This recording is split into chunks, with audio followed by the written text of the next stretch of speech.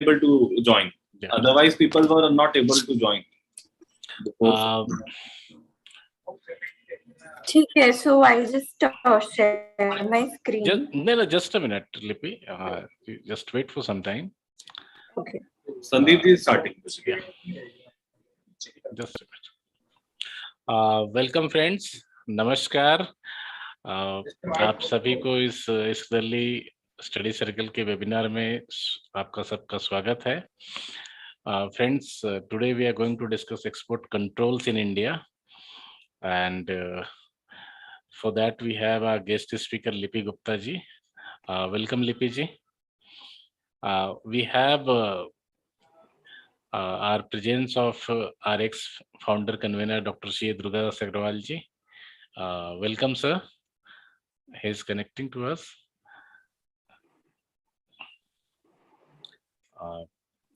We have our next ex-chairman NIRC, Sasank Agrawal ji. Welcome, Sasank ji. We have with us our deputy convener Mehraj Hassan ji. Welcome, Mehraj. Friends, nowadays so many things are changing, और अगर आपने economic times या economical other newspaper आप या business news आप पढ़ रहे होंगे, तो day by day export of India is increasing whether, और कई सारी नई अपॉर्चुनिटीज आ रही है, चाहे वीट एक्सपोर्ट का हो, चाहे आप ऑटो एक्सपोर्ट की बात कर लें, और साथ ही साथ इंपोर्ट भी चल रहा है। बहुत सारे ट्रेड डेफिसिट भी आ रहे हैं, बहुत सारी एफटीए भी नेगोशिएट हो रहे हैं, कुछ आने वाली है, कुछ आएगी, कई सारी चीजें इस साल आने वाली है।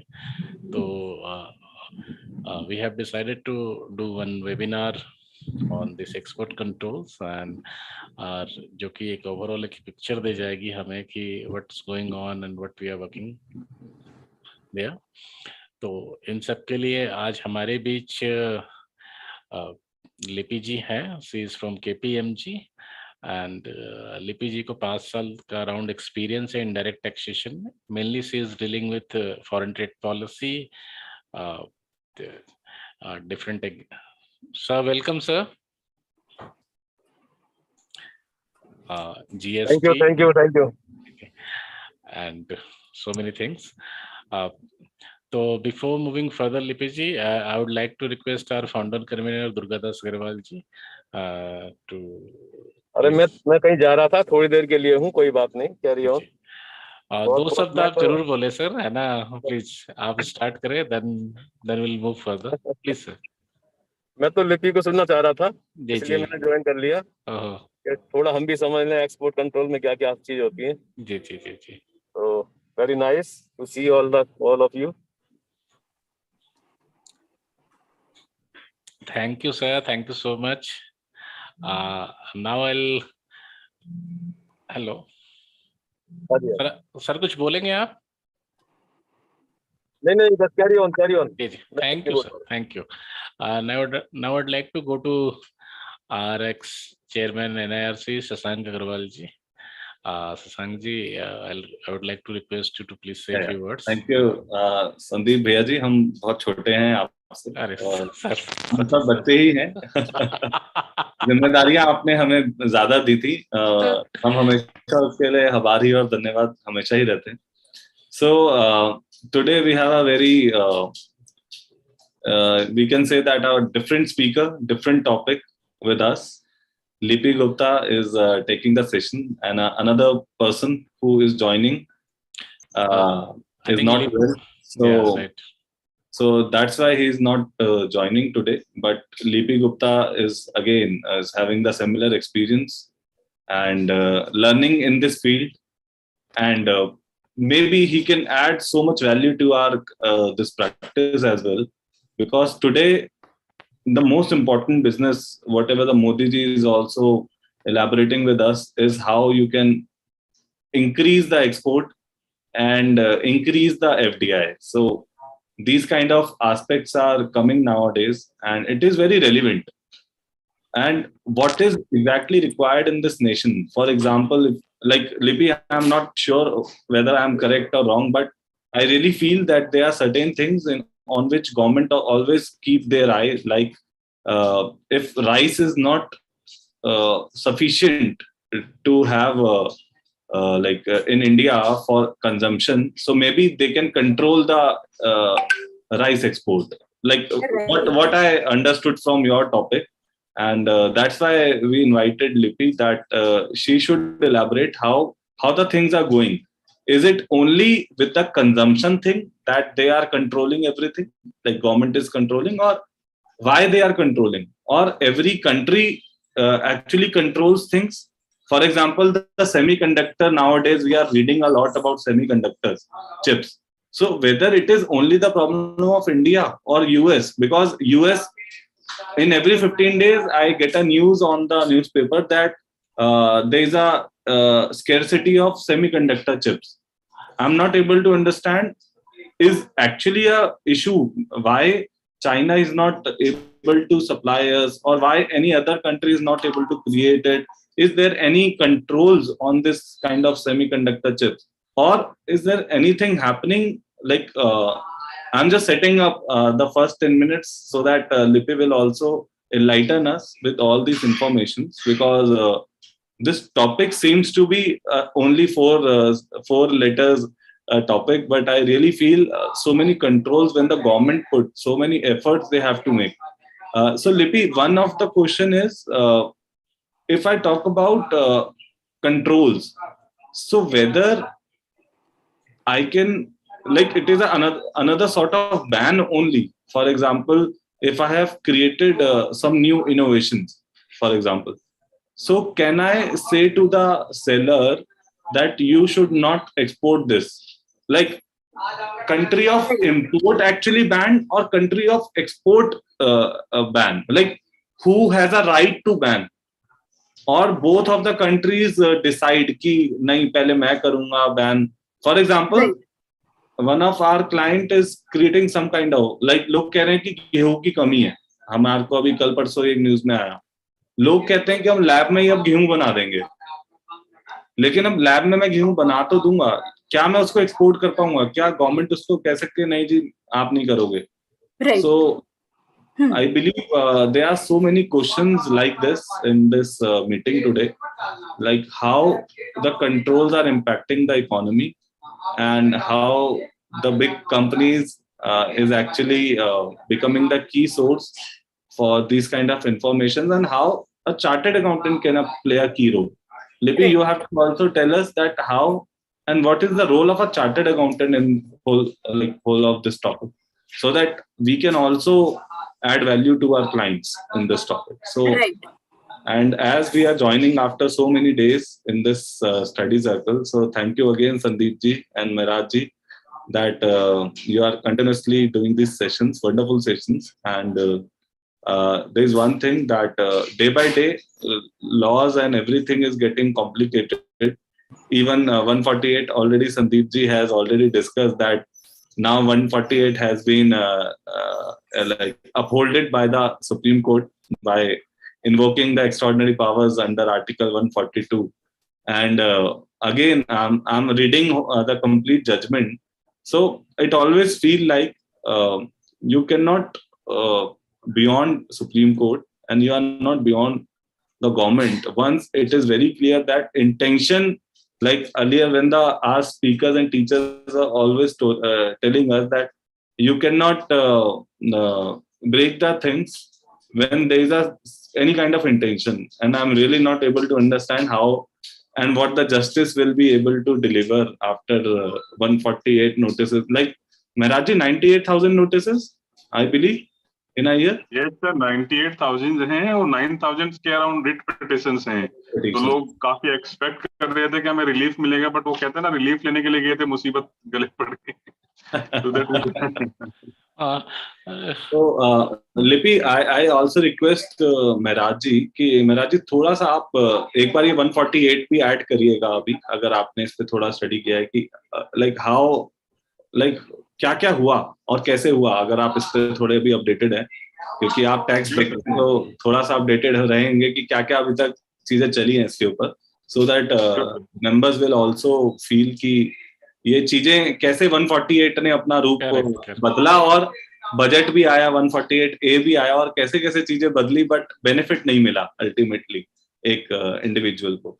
So with these words, I wholeheartedly welcome each member in this webinar, and I hope आप बहुत सारे questions पूछेंगे लिपि से. लिपि हमारा, इनके ब्रदर जलज गुप्ता हमारे बीच आते थे एज अ स्पीकर, और वो एक इंटरनेशनल टैक्स के बहुत अच्छे स्पीकर भी हैं और बहुत अच्छे एडवाइजर भी हैं. और मेरे को लगता है on the same path Lipi is also adding value to all the chartered accountants, and I am very proud today Lipi कि आप भी एक, कहते हैं ना, नए मेंबर्स को ये प्लेटफॉर्म, हम कोशिश यही करते हैं कि यंग मेंबर्स जुड़ें और ज्यादा से ज्यादा सेशंस लें, क्योंकि आप भी क्लियर होते हो और हम भी क्लियर होते हैं, और हमें भी बड़ा अच्छा लगता है कि यंग जनरेशन कहाँ जा रही है, वो कितनी एडवांस है, कैसे सोचती है. जो आप आज टॉपिक डिस्कस कर रहे हो, मेरे को नहीं लगता हमने कभी सोचा भी था इस टॉपिक पे. हम हमेशा यही सोचते हैं कि गुड्स यहाँ से जाने कैसे वाले हैं, पहले ये शिपमेंट का रास्ता तो बता दो. बट आज हम उससे एक लेवल ऊपर डिस्कस करें. हमने आज से 2 सेशन पहले एक टॉपिक लिया था कि SEZ से सेल कैसे होती है, SEZ कैसे मेंटेन करते हैं, SEZ के लिए बजट क्या आता है. ये गिफ्ट सिटी एक कॉन्सेप्ट है गुजरात में, ये भी हमने डिस्कस किया था कि how they are able to benefit the exporters. और आज आप दूसरी बात करोगे कि how exporters are controlled. So दोनों ही बातें हमें सीखनी है कहीं ना कहीं. So thank you so much again Lipi. मैं आज पूरे दिन रहूंगा इस पूरे सेशन में महराज जी के साथ, संदीप जी के साथ.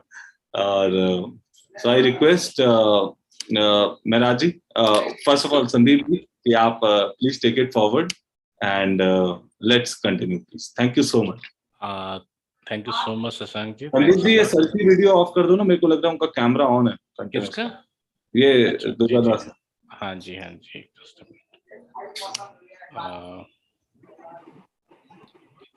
कर दिया मैंने. Please. Thank you so much, Shashank ji. Thanks a lot. Yes, Section 148 decision is very important one, and friends, we'll have a separate session and we'll try to make it this month only. और आज जैसा समय रहेगा, आज I would like to request Maharaj ji, समय को देखते हुए आज थोड़ा सा डिस्कस उसके बारे में जरूर करें, बिकॉज महराज, हमारे अपने महराज जी भी डायरेक्ट टैक्स में अच्छी प्रैक्टिस करते हैं, is specialisation in direct taxes. तो but before moving to Maharaj ji, I would like to straightly go to Lipi ji, कि लिपि जी आप you please start your deliberation. पहले एक बार आपको सुनते हैं. और Lipi ji, whatever may be the queries, right, it totally depend on you कि आप उसको ड्यूरिंग द कोर्स लेना चाहते हैं at the end of the day. आप अपनी कंफर्टेबल देख के लीजिएगा, no issues, right. Thank you so much. You can start your deliberation now. Over to you Lipi ji. Thank you. Thank you, Sandeep ji. Thank you, Shashank sir, for having me here today. And before beginning, I would like to thank our audience for taking out time on Saturday evening and be willing to listen us out. So I'll just share my screen now.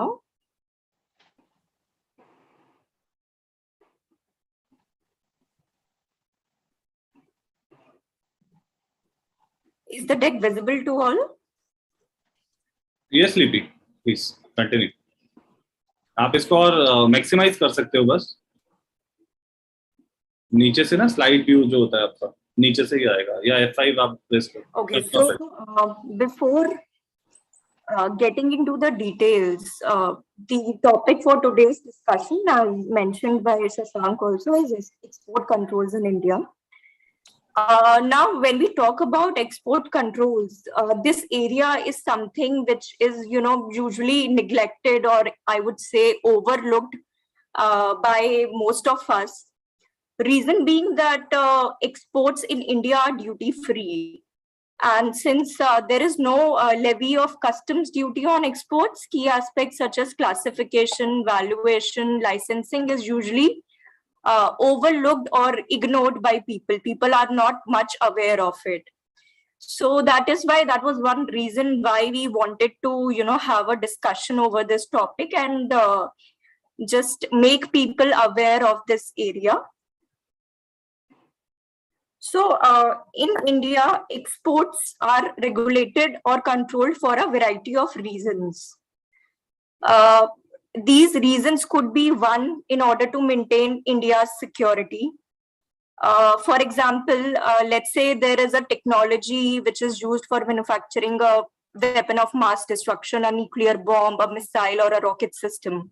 So if this kind of technology is exported out of India, obviously it would pose a threat or a harm to India's national security. So Indian government, in order to protect its security, may control or regulate export of such items out of India. Second reason why exports are regulated could be in order to protect human, animal, plant life. A very small example of this could be, you would recall that during pandemic, in the initial days, Indian government banned export of COVID-19 vaccines out of India. So the reason for controlling this was to, obviously the life of Indians were at priority first. So this could be another reason why government tries to control or regulate export of items out of India in order to protect lives of people, animal, plant, or any living object. Third reason why exports are regulated could be in order to maintain international peace and security. So people would be aware that, during the ongoing Ukraine-Russia war, countries like US and EU, they have imposed certain sanctions or ban for trading with Russia. So again, one reason behind this was to maintain international peace and security.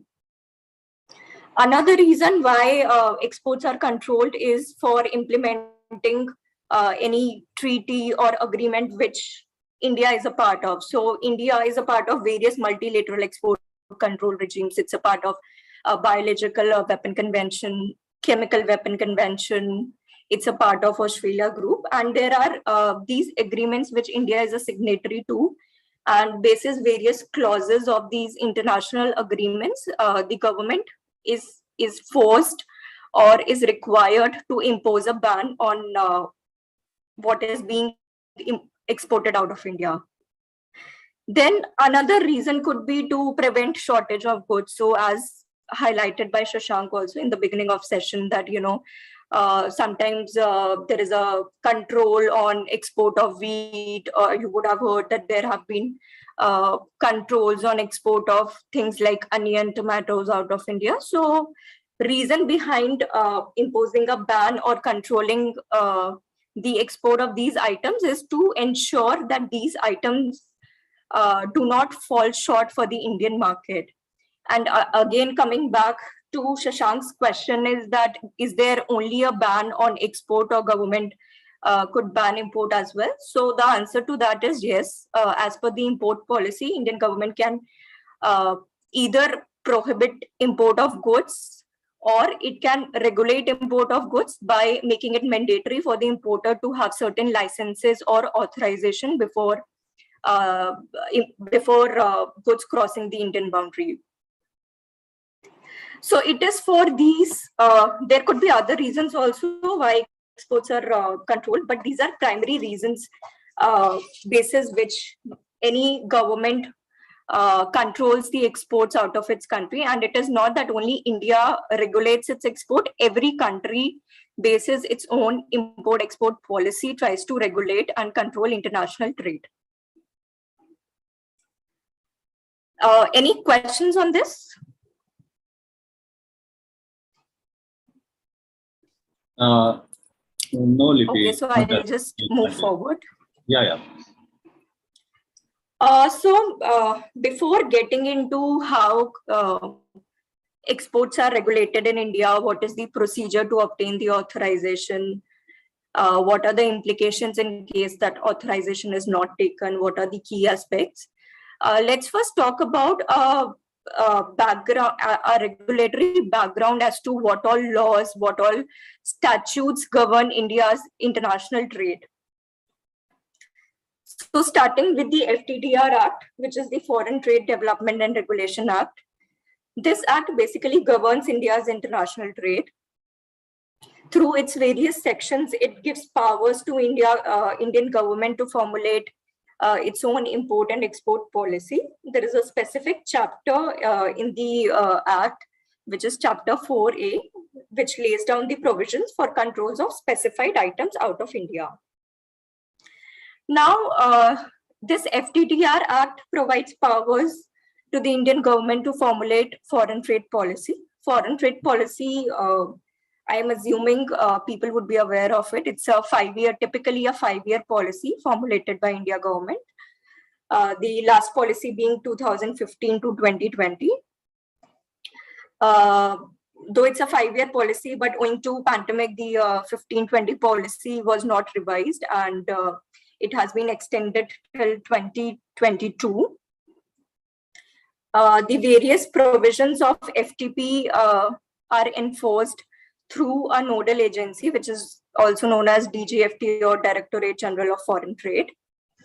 So Djft has its headquarters in Delhi, and it has its regional offices across India, and it rolls out various notifications, circulars, public notices every day to enforce the provisions of FTP.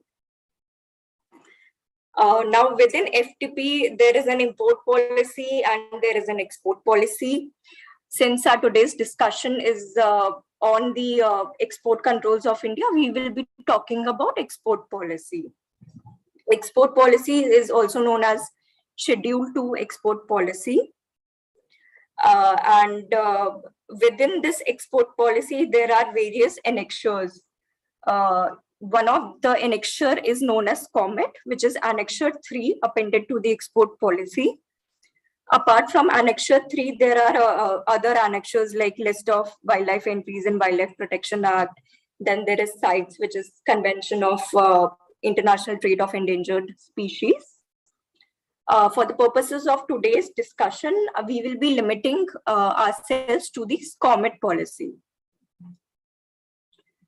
So, any questions on regulatory structure? What is this? Is it S-Comet or Comet? S-Comet. Shashank, I'm not able to hear you. I'm saying it is a Comet or S-Comet. You are talking about Comet policy. Shashank, you're not audible. Hello? Hello? Am I audible? Hello? Yes, you are audible, Shashank. I think Lipi, you are not able to hear. You are also not audible, Hassanji, to me. I think there is some technical issue on her part. Okay.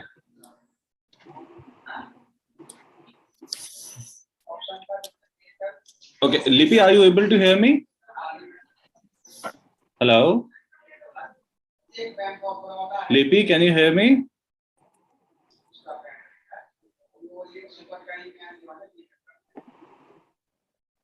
Shashank, can you repeat? Yeah, can you hear me? Yeah, I can hear you now.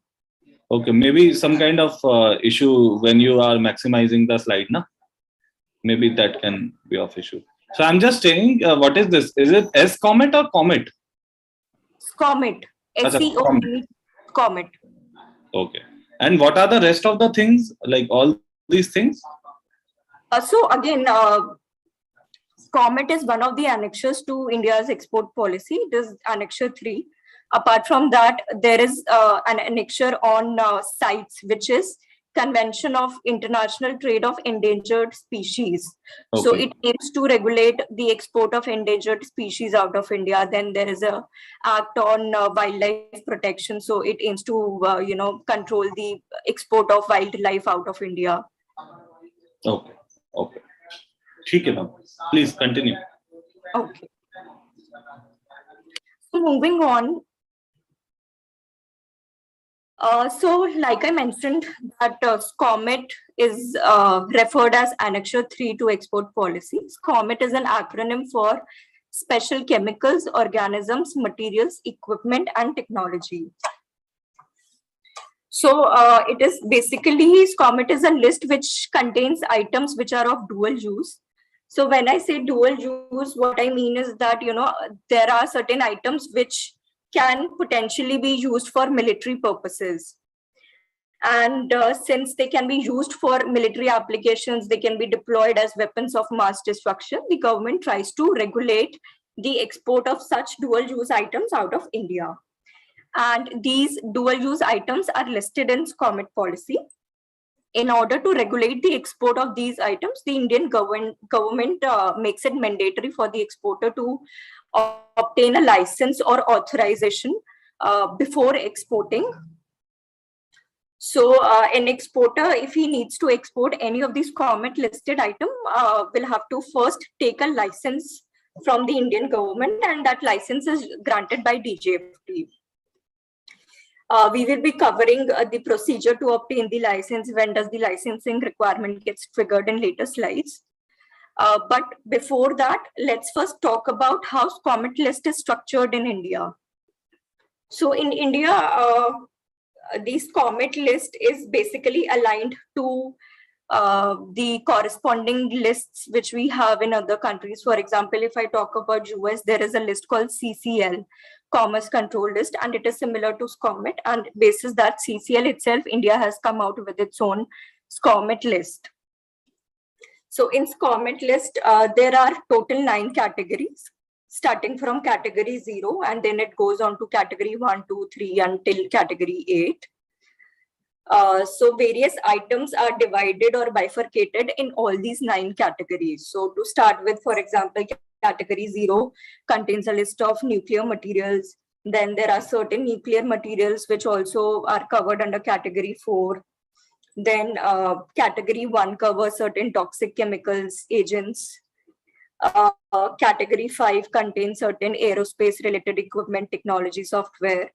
Category 6 is the munitions list, which means it pertains to defense related items. Category 7 has been kept reserved so far. And category 8, which is the last category, it is one of the most important category for India's IT sector. Why? Because most of the dual use IT equipments, software are a part of category 8. However, certain dual use technologies and software are also covered in other areas of SCOMET list. But most of the dual use technologies and equipments get covered in category 8. So this is how SCOMET list is structured in India, and it is quite similar to the CCL list which is there in US. Any questions on SCOMET list?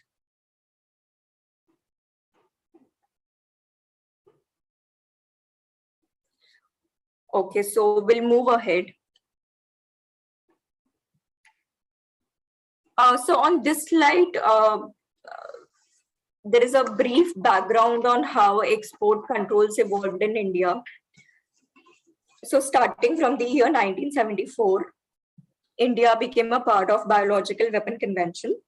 It was the first treaty signed by India, and an entire category of weapons of mass destruction was banned in this particular treaty. Thereafter, India became a part of Chemical Weapon Convention. That was in the year 1997. And Chemical Weapon Convention Agreement, it basically prohibits the use of chemical weapons and destruction and related items.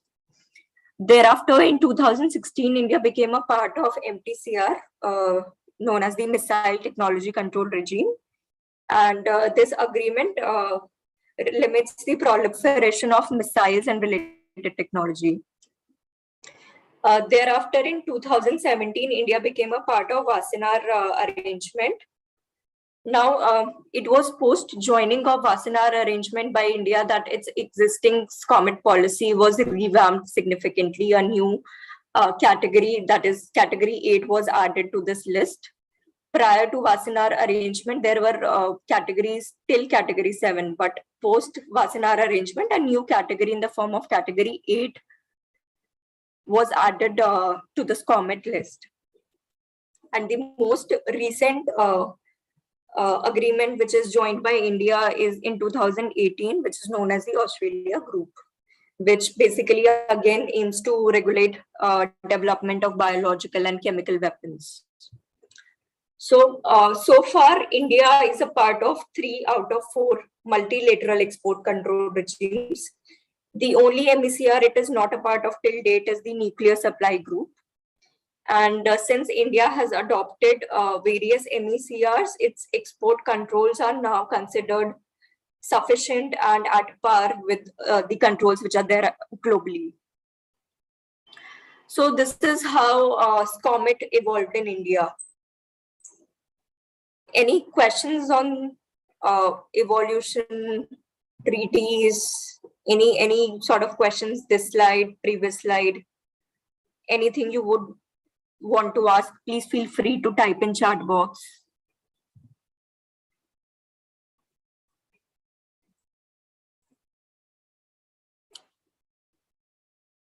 Okay, so I'll move on. So like I mentioned that, SCOMET policy contains a list of dual use items, and the exporter, in order to export any of this item, is required to obtain a license from the government authorities. So there are 3 nodal agencies which have been notified for the purposes of granting license to the exporter. First being Djft, second being Department of Defense, and third being Department of Atomic Energy.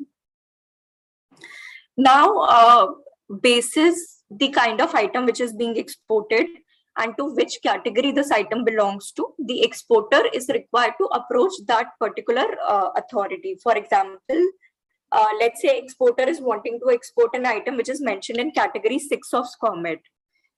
So for category 6, the relevant agency which grants you the license is Department of Defense. Similarly, let's say if the exporter wants to export a category 0 item, then for a category 0 item, Department of Atomic Energy is the nodal agency which grants the license. And for all other categories, Djft is the nodal agency which provides you the license. So for category 1 to 5, category 8, the exporter is required to approach Djft. For getting the license from Djft, there is a requirement to file an application online, and there's a complete process on how to obtain license, which we will cover in later slides. For getting the license from Department of Defense, the DoD has notified certain standard operating procedures, and basis these SOPs, the exporter can obtain the license. Again, there is a requirement to submit an application online on Defense portal. And for getting the license from Department of Atomic Energy, again, there are certain guidelines which have been notified by the agency, and basis those guidelines, the exporter is required to obtain the license. So all in all, the exporter has to first find out that whether the item which he is trying to export is covered in the SCOMET policy or not. If yes, then he will have to find out which category is that item listed in, and basis that particular category, he will have to approach the relevant agency for getting the license. Any questions on this slide or any of the previous slides?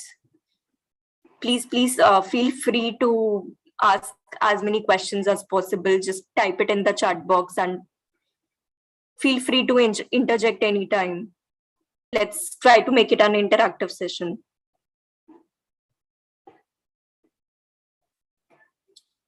Okay, so if no questions, then I think we should move ahead.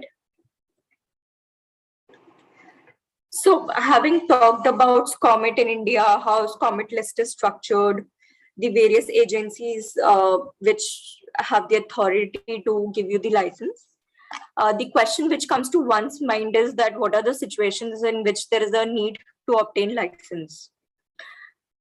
So broadly, there could be 2 situations. Situation number 1, when the item being exported is specifically covered in SCOMET list. In 99% of the cases, when the item is covered in SCOMET list, the exporter is required to obtain a license. And after having obtained the license, the item can be exported. However, in 1% of the cases, there may not be a need to get the license, even if that item is mentioned in the SCOMET list. This could be in the case when item is covered in general technology note or general software note, which are a part of SCOMIT list. So these are the two notes which provide a category of items for which the license under SCOMIT is not required. Just to illustrate a few items which are mentioned in the general technology note, general software note is like, for example, if there is a technology or a software which is easily available in public domain, or something which is sold through retail selling points like over-the-counter sales, or something which, for example, is a basic scientific research. So all of these things, they find a mention in the general notes of SCOMIT, and the general note specifically provides that these items can be exported freely without having the need to have a license or an authorization from the authorities. Then second situation could be when item, though it is not mentioned in this SCOMIT list, but it is notified by DGFT in writing through, let's say, through a issuance of a notification or through issuance of a circular. So in such a situation also, the exporter is required to obtain a license. Then there could be one situation when the item being exported, it is neither mentioned in this SCOMIT list nor it is notified by DGFT through a notification circular. But the person who is exporting it, that is the exporter, he knows that this item could potentially be of dual use and it can potentially be diverted for, let's say, manufacturing of any weapon of mass destruction, any missile, or anything which can be potentially a threat to India. So even in that situation, the exporter is required to obtain the license. And the terminology which is used to, define this situation is known as catch-all controls. So catch-all controls find a mention in the FDDR Act itself, and it says that if exporter himself knows that this item is potentially of dual use, even if the item is not mentioned in SCOMIT nor notified by DGFT, then also exporter suo moto is required to approach the authorities and is required to obtain the license. Now, apart from all these three situations, in all other cases, the item can be exported freely without being a need to obtain the license from the authorities. So this was about the situations under which the exporter needs to get the license and thereafter can export his products. Any questions? Ma'am, I don't know whether have you taken this. Rabindranath Dey is asking, is there any easy process to find out that my item fall in which category? Like, so see, one thing is that the exporter himself can, have a look at SCOMIT list. It's a big list, and he himself can find out whether the item he's exporting will get covered under SCOMIT or not.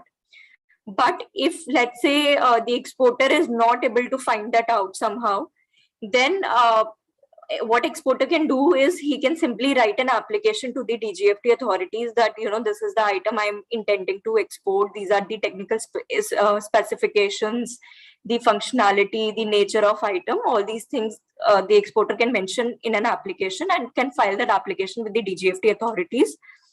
And the export wing of the DGFT authorities are kind enough to come back to you and answer your question that, whether there's a requirement to get the license, and if yes, then which category your item will belong, and thereafter accordingly you can approach the authorities.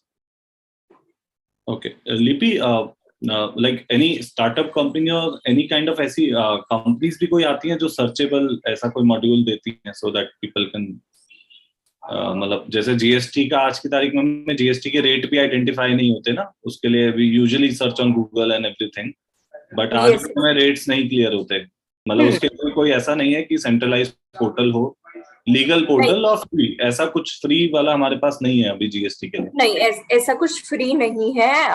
Annexure 3 जो SCOMIT list है, it is there on DGFT website, आप उसे download कर सकते हो and you can scroll through it. So it is updated, like it is updated list, और हमें ऐसा जैसे जीएसटी हमें पता है इन जीएसटी एक अमेंडमेंट आती है फिर दूसरी आती है, तो मेरे को वो दोनों नोटिफिकेशन एक साथ पढ़नी पड़ती है फॉर द जीएसटी रेट्स। आप कहते हो डीजीएफटी की एक ही लिस्ट है जो पूरी अपने आप में एक सफिशिएंट है, या I have to read 3 or 4 अलग अलग शीट्स? नहीं, there is one list annexure 3 करके DGFT की साइट पे, it is there under the tab of export policy and you can download that list. It is usually updated and obviously it's a technical list which goes on till I think it's a 300 or 400 pager list. So if the exporter is not able to understand that whether the item will fall in that list and if yes to which category, then he can file an application to DJFT. And otherwise obviously there are consultants like us, KPMG, who can guide you in analyzing whether there is a need for you to have the license or not. Okay, एक लिपि, there is one query, मेरे को नहीं पता इसका शायद जवाब हो या ना हो अभी। For example, there is a war between Ukraine and Russia. ठीक है, एंड मैं जितना समझता हूँ इंटरनेट जो हम सबके घरों में आता है, it is like because of the cables which is under the sea. Ultimately the whole globe is getting the internet by the cables, right?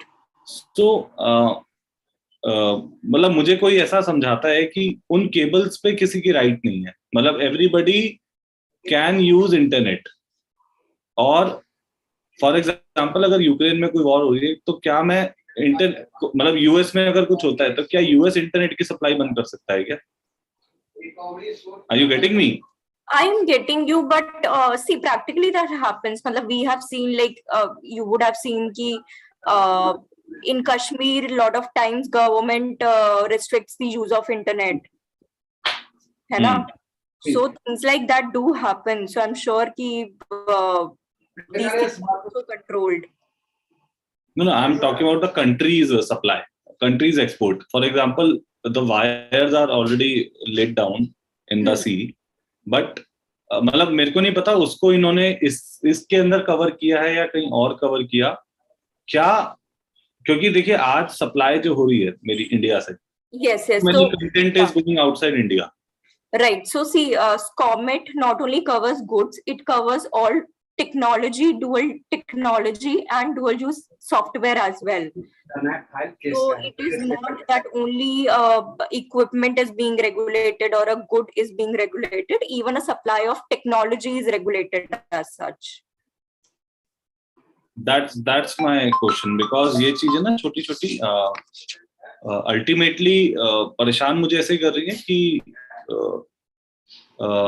like I'm actually directly coming to the cryptocurrency कि India में crypto का movement बहुत ज्यादा है, तो उसको goods बोले service बोले, that is another issue, but it is travelling wallet to wallet, decentralized way, uncentralized way, but nobody is able to do anything. Yes. So Shashank, just to add up to your question, in fact we will be covering this in later slides in detail, but okay. I would just like to make a mention here is that not only supply of goods is covered, but supply of technology is also covered. So far so that even if through Zoom or through Teams, if you are providing screen sharing to somebody, and that through sharing of screen, it is tantamounting to the somebody outside India is getting an access to something in India, even that thing is regulated under SCOMET. Exactly. So you cannot provide access to anybody outside India, even by way of sharing your screen on Zoom or Teams. But again, we are not able to control it. See, obviously, it's not easy to control such things, because obviously when the goods are being exported, there is a lot of documentation which is filed, which does not happen in case of supply of a service or supply of a technology, because everything is happening over electronic media. But having said that, obviously there are intels through which the government gets information, and that's how it can regulate and it can control. चलिए लिपि आगे चलते हैं. Next, please. Moving on.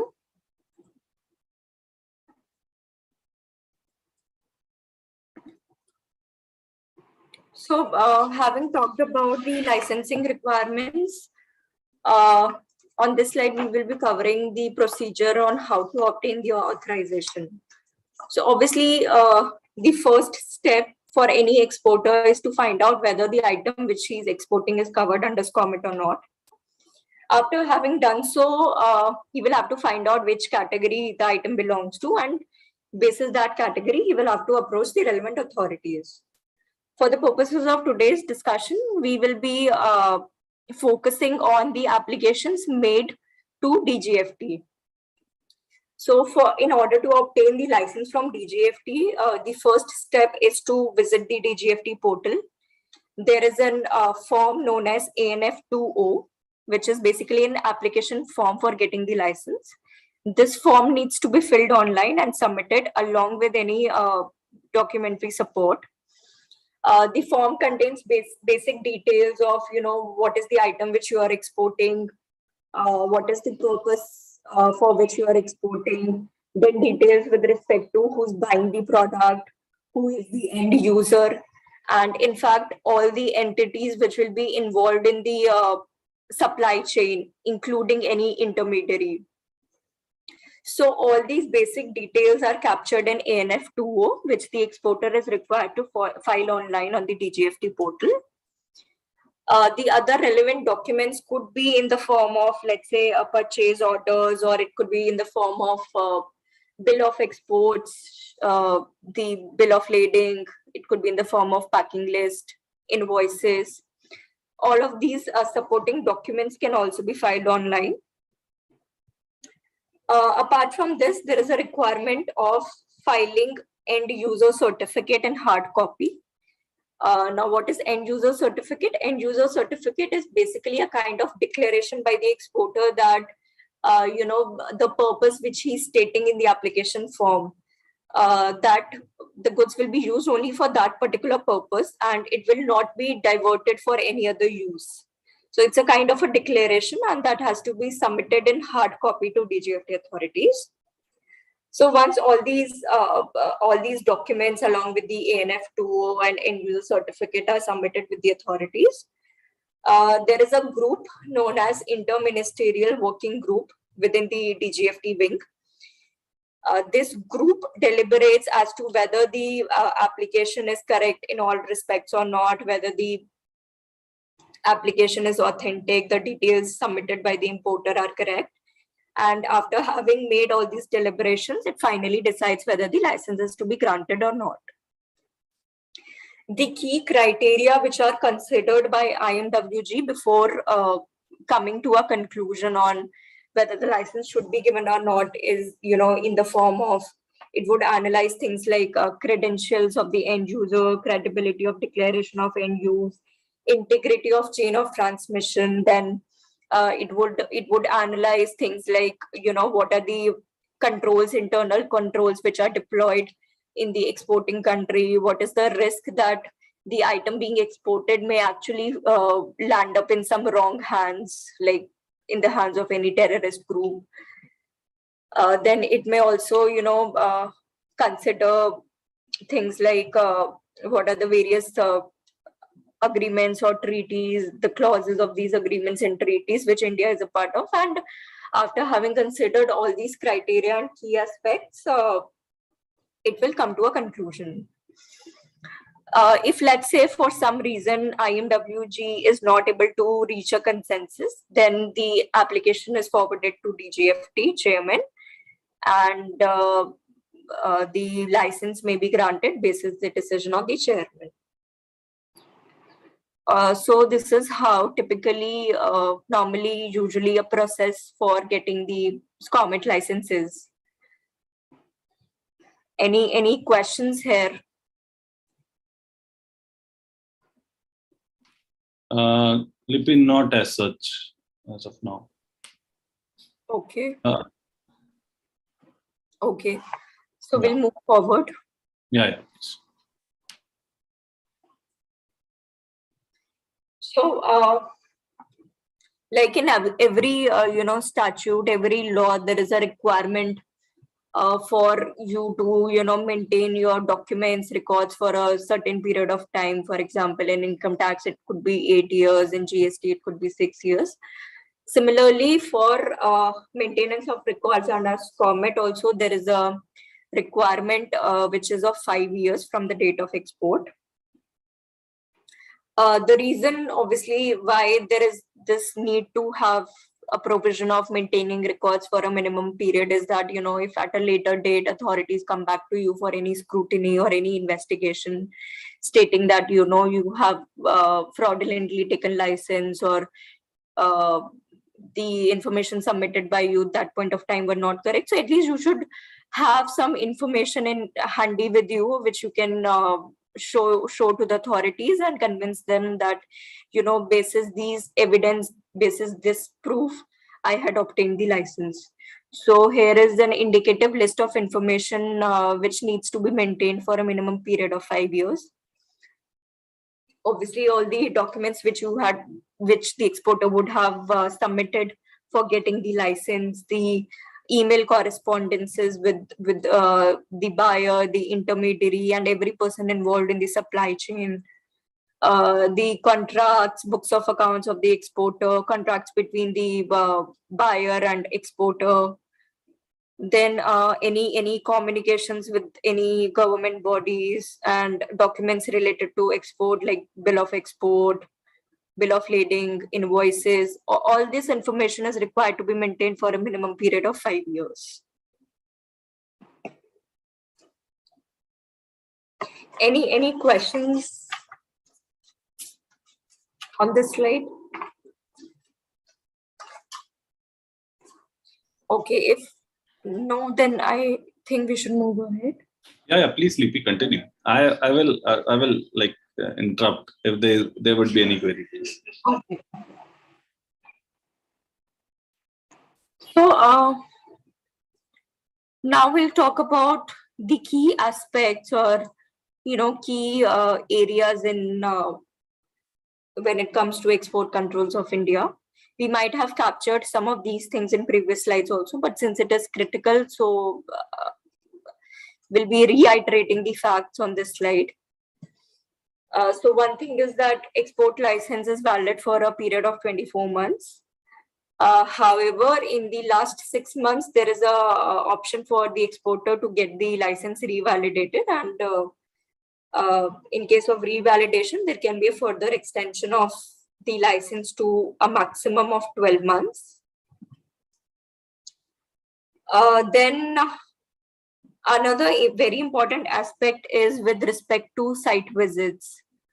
So like we were discussing earlier also, export in common parlance could be understood when things cross customs boundary of India, but it is not the case when it comes to SCOMET provisions.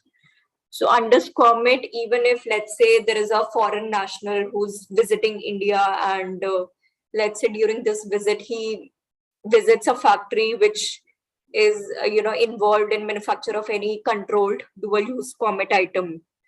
So if during such visit, he gets to have access of this premise, then also it could tantamount to supply of a dual-use item out of India, and therefore, before such supply, there is a need to obtain the license. Also, like I mentioned, that even if you are sharing screen on platforms like Zoom and Teams, and through that screen sharing option, you are showing certain technology in the form of an object code. You are writing a code which can, be assimilated to form a kind of a technology which is controlled. Even such situations are regulated and controlled under SCOMET. So before entering into any contract, any arrangement which requires you to share screen with a foreign personnel, or which requires you to invite any foreign national to your site, you first have to seek permission from the authorities, and thereafter you can enter into any such contract or agreement. Then another important aspect is that when the goods or any technology or any software dual use controlled is being supplied from DTA to SEZ, then it does not amount to exports under SCOMET. Though SEZ, as per the SEZ Act, is deemed to be a territory out of India, but it is not the case when it comes to SCOMET.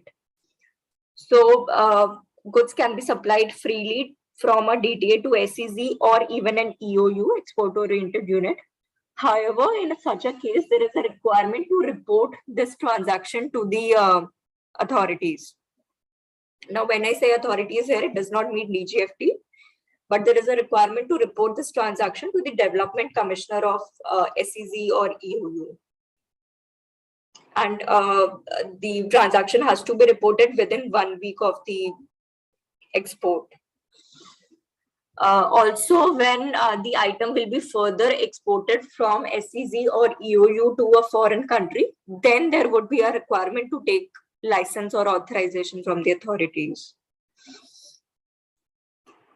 Another key aspect is that if, let's say, an item is controlled, it does not mean that all technologies pertaining to that controlled item will be controlled. So only the technology which is typically required or mandatorily responsible for helping the controlled item achieve its functionality, its typical functionality or its intended purpose, only that particular technology would be controlled. To illustrate, I'll give you a very simple example. For example, there is a missile or a rocket system. Now, missile rocket system in itself is a SCOMET item, which is controlled under SCOMET. Now, let's say there could be a technology in that rocket system which is helping the rocket to slide the door. Let's say it is controlling opening and closing of the door of rocket. Now that technology per se will not be controlled, because that technology is not helping the rocket achieve its intended purpose or its critical functionality. But let's say there is a technology which is controlling launching of the rocket in the space. Now that technology would be controlled. Why? Because it is helping the rocket achieve its intended purpose. So it's not the case that controls would apply to all technologies which is pertains to a controlled item, but only the technology which is peculiarly responsible for helping that item achieve its intended purpose or functionality would only be controlled. Then on a similar premise, the technology software which is basic and which is only necessary for installation, repair, maintenance of a controlled item is controlled.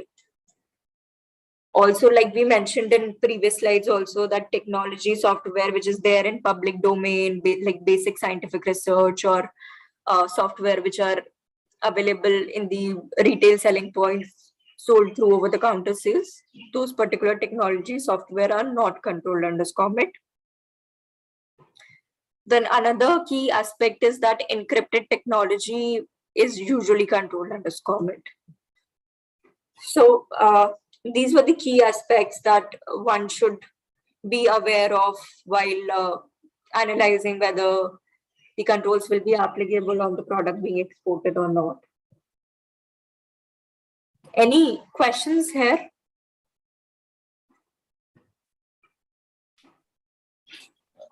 हाँ जी लिपि जी. हाँ जी. हाँ, कुछ कह रहे थे आप? Any questions? Not as such right now. या तो सबको समझ आ रहा है या नहीं समझ आ रहा है, दोनों ही बातें होती हैं. But yes, आपकी अभी तक पूरी चीजें समझ आ रही हैं, ऐसा नहीं है कि नहीं आ रहा. So you can continue, please. So also apart from this, one important key aspect is that in case of repeat orders, authorization is required under SCOMET, but the process of getting the authorization is much simpler. So when I say repeat order, it means when the same SCOMET item is being exported to the same country, to the same end user for the same purpose, it shall amount to a repeat order. Now, as per the SCOMET provisions, the license is required for every export. So even if it is a repeat order, there is a requirement to have the license, but the process of getting the license is simpler in the sense that deliberations at IMWG usually does not happen in such a case, and the application is simply approved by the chairman Djft.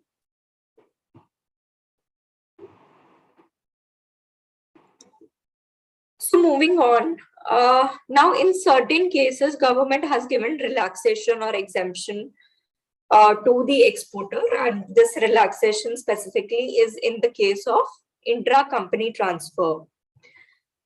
So whenever, let's say, there is an Indian company which is a subsidiary to a foreign parent. Now, whenever this Indian subsidiary is re-exporting the product to its foreign parent or to a subsidiary of its foreign parent, there may not be a need for the Indian subsidiary to have a license before export. However, there are certain conditions which must be met in order to get this relaxation or exemption benefit. So one major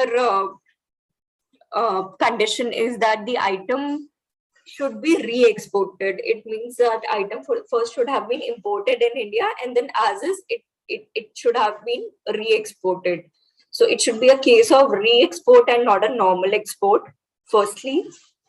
Secondly, the item which was imported in India should be covered under the license exception of the parent company. So license exception is basically the cases wherein there is no need for you to have the license. For example, like I mentioned, in case of software technology, which is there in public domain, basic scientific research. So all these cases form a part of license exception. And if the item which you are considering to re-export to your related entity, if that is covered under a license exception, then there may not be any need for you to have the authorization.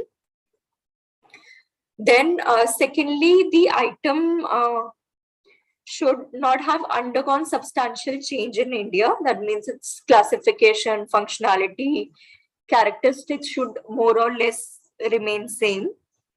And this export or this transaction of sale should be covered under an agreement between the two related entities. And in order to obtain GAICT benefit, there is a need that the exporter should either have its own ICP, which is internal compliance program, or in case it doesn't have its own ICP, then there should have been an ICP of a parent company, and the Indian company should demonstrate that it is following or complying with that global ICP. So subject to fulfillment of all these conditions, there may not be a need in case of intra-company transfer for you to take a license. However, there is a need to report this intra-company transaction post-export on a quarterly basis to the authorities. Now, various representations were filed by the Indian traders to seek some changes in this GAICT provision. Now, those changes till date are proposed. They have not been finalized, but I'll just illustrate a few changes. So, for example, at present, only the scope of re-export is covered under GAICT, but going forward, it is proposed that even a normal export may get covered.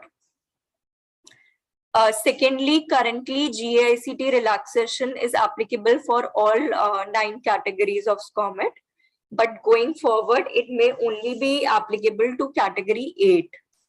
And also within a category 8, the authorities may come up with the list of excluded items, which means that though this item is there in category 8, but still GAICT relaxation may not be available. So from that sense, the scope of GAICT may be restricted or narrowed down. Then another proposed amendment is that going forward, the GAICT relaxation may be applicable to only notified countries. So the government will come up with a list of countries, and it may extend the benefit under GAICT only in case of export to those particular countries. Apart from this, currently export from Indian subsidy to its parent company is covered, but going forward, it is proposed that a vice versa situation may also be covered. So in a case where Indian company is a parent company and it is re-exporting the dual use item to its subsidiary outside India, that situation may also get covered going forward.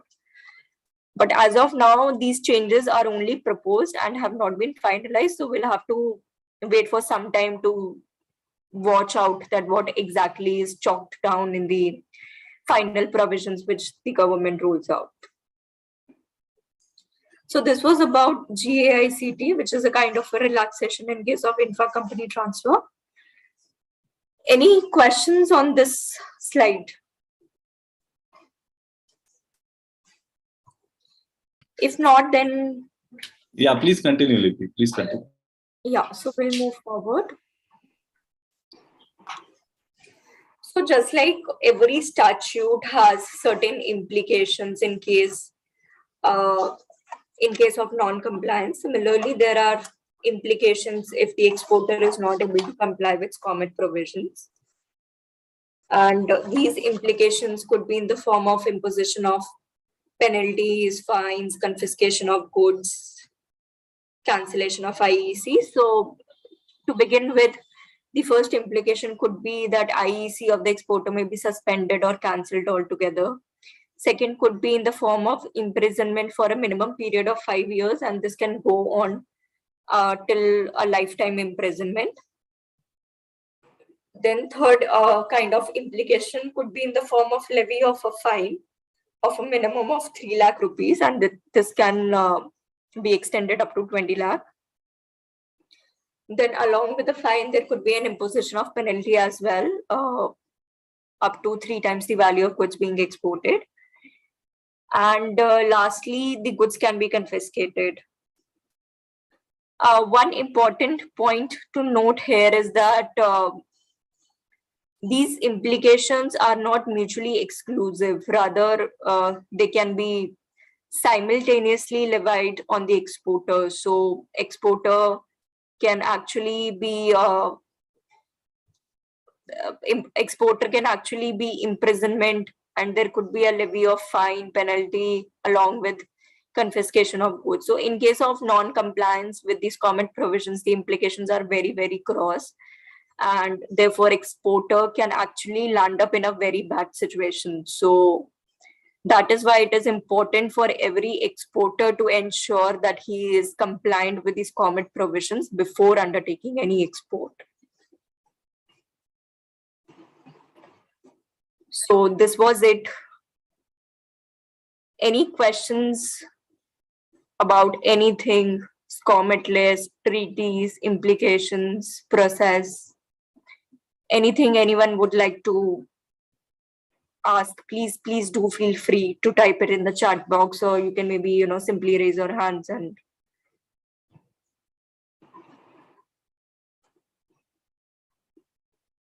Shashank, I think you are on mute.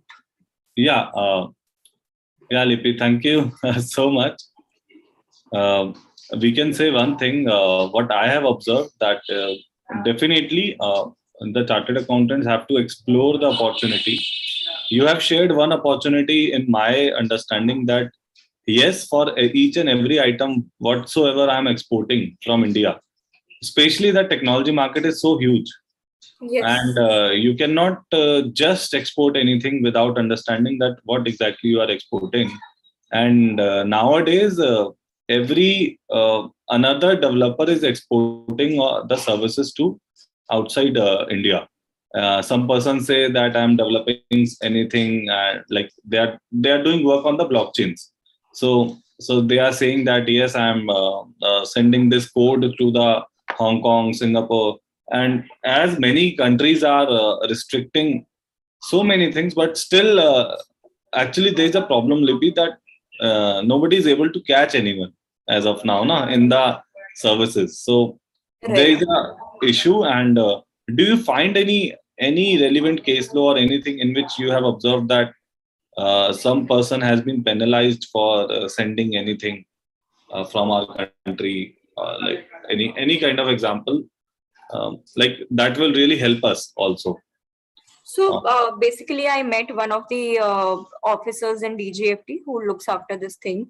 So what he told me that the government has been, rather very kind when it comes to export of technology or software. Like as in, they are not catching hold of exporters. Rather, they're trying to make people aware of these provisions, because a lot of people are completely not aware of these things. But when it comes to export of goods, then obviously the government has a complete database, because obviously there's filing of bill of exports, and then there is complete documentation which needs to be submitted to the authorities in case of export of goods.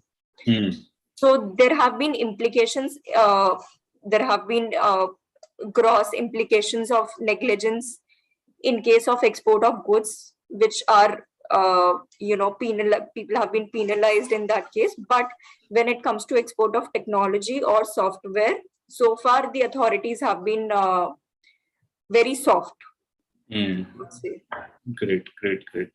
Any question, Mehraj ji, from your side? लिपि जी, जो अभी litigations आ रहे हैं इन matters के ऊपर, वो किस type के जनरल लिटिगेशंस हैं, या गवर्नमेंट किन चीजों के ऊपर ज्यादा फोकस कर रही है? I mean, litigation's point of view, so I'm just asking.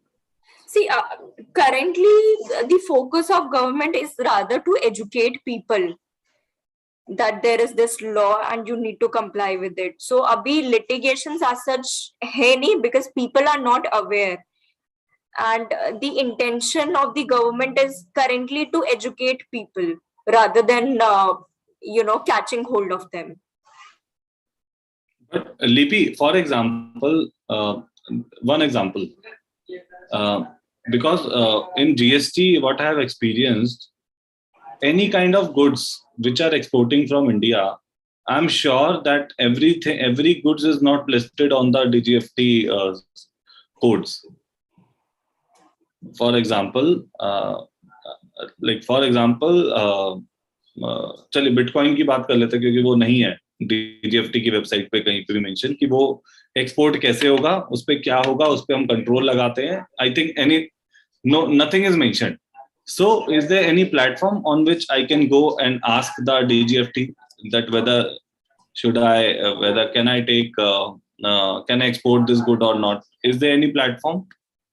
So see, the platform is the DGFT website itself. There is an Annexure 3 commit list which you can download, and you can simply scroll through it and find out whether there's a mention of Bitcoin there or not. Correct. In case you don't find a mention, then what you can do is you can file an application to the authorities stating that this is what you are intending to export, and you can get a confirmation or approval from the authorities itself that whether there is a need to take a license for this thing or not. Okay. This thing you have told earlier as well. Yes. And plus, like I said, there are consultants, obviously, like us, who can, actually help clients in analyzing whether there is a applicability for the exporter to, take the license, and whether that item is actually controlled or not. So otherwise, it got stuck at the customs. Otherwise, like if I'm exporting any goods and I use different or wrong HSN code, so will it stuck at ports only? See, Shashank, one thing, this commit list is no way linked to the HS code. Okay. So yes, how anybody will basically I don't know, how will anybody stop me from exporting those goods? So see, there is an export policy. Export policy is based on HS codes. If you have a look at export policy, there is a column of policy conditions. So there are 3 policy conditions. One is free. Free basically means you can export your goods as is. Second is prohibited. Prohibited means that you cannot export your goods in any of the case. And third is restricted. So restricted basically means that you can export subject to fulfillment of certain conditions. Correct. So ये हम duty drawback के लिए mandatory हैं ये सारी चीजें, या otherwise like अगर मेरे को देखो कस्टम क्लियर कर देता है लिपि, प्रैक्टिकल चलते हैं हम, क्योंकि क्या है ना, जब when the client is in front of us, वो कहेगा माल चला जाएगा ना, नहीं देखना, तो मेरे को एक जवाब क्या देना है कि सर आपके ड्यूटी ड्रॉबैक के लिए मेरे को ये सारी चीजें देखनी है, या आगे जाके आपको दिक्कत आ सकती है, मैं इसलिए कह रहा हूँ आपको। Shashank, again, we are mixing two different things. Exactly. This is no way linked to your duty drawback. Even you might get a go ahead from customs that yes, you can export the goods. Even after exporting the goods, DGFT can come to you at a later date and say that you did not take the license for exporting this product. This item is actually restricted, and you have not taken the relevant license, and therefore there is this imposition of fine or penalty on you. तो जैसे हमारे food products होते हैं, मेरे हिसाब से I believe once the DGFT bans export, तो वो एक्सपोर्ट नहीं होते, चाहे मैं कस्टम पे जाऊं या ना जाऊं। मैं गेहूं अगर एक्सपोर्ट करना भी चाहूंगा दैट मोमेंट, वो नहीं होने देंगे, कस्टम वाले सब मना कर देते हैं। तो I think same thing will lie with every kind of goods whatsoever DGFT band. I believe legally they will not go outside India. Yes. If it is prohibited, if the policy condition is prohibited, then that item cannot be exported. If it is restricted, then it basically means that you can export the item, but it is subject to fulfillment of certain conditions, which may be in the form of taking a license or authorization from the government. अच्छा, हम restricted items अगर गलती से export भी कर देते हैं तो खाली penalty और यही लगेगा हमारे ऊपर, या और भी कुछ होता है? मतलब implications could be cancellation of IEC, it could be imposition of fine, it could be confiscation of goods as well. Okay. Great. Meraj ji, any questions? एक थोड़ा सा अनरिलेटेड है, ये तो एक्सपोर्ट कंट्रोल से नहीं, एक्सपोर्ट प्रमोशन से रिलेटेड। रिसेंटली एक क्वेरी मेरे पास आई थी, अगर सिस्टर कंसर्न्स के बीच में एक्सपोर्ट ऑफ सर्विसेज हैं तो गवर्नमेंट फॉरेन एक्सचेंज अर्निंग्स के ऊपर कोई बेनिफिट्स देती है, लाइक 5% या 3% समथिंग। तो क्या अगर रिलेटेड पार्टीज के बीच में ट्रांजैक्शंस हैं और वो फॉरेन एक्सचेंज में रिसीव कर रहे हैं इंडियन पार्टी, क्या export benefit we can claim on that? I mean nature of services consulting income अगर मान लें तो उस कंसल्टिंग इनकम के ऊपर जो रेमिटेंस आई है हमारे पास, उसका हम एक्सपोर्ट बेनिफिट्स क्लेम कर सकते हैं? If you can guide in that. See, benefit used to be in the form of SEIS, Services Export from India scheme होती थी। So उसमें there is a schedule that depending on the nature of service which you are exporting, there could be 5% of credit scripts or 7% of the export value का credit script. For a related party, I am not sure कि related party के case में things are different or they are still the same. Because obviously in case of related party, you can manipulate your value and your transactions.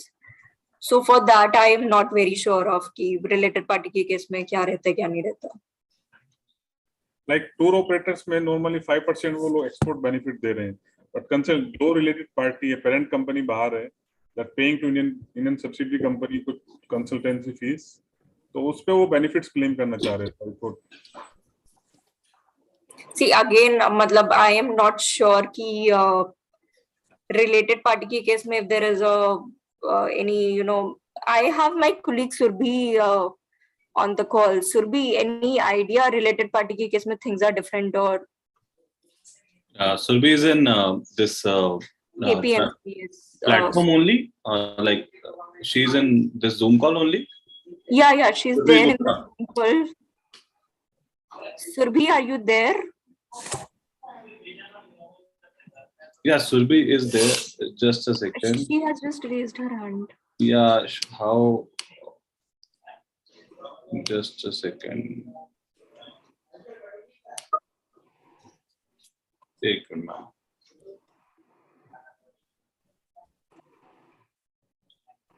We three are here, but we three are not the hosts, so we are not able to allow her. Take.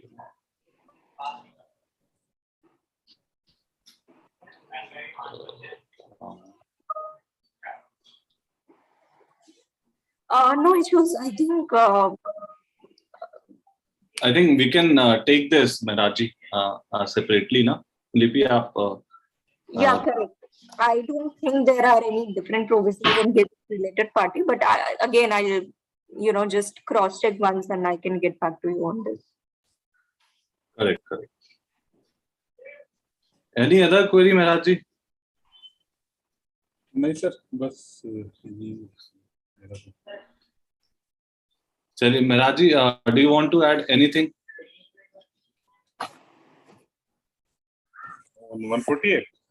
148 तो अभी समय है.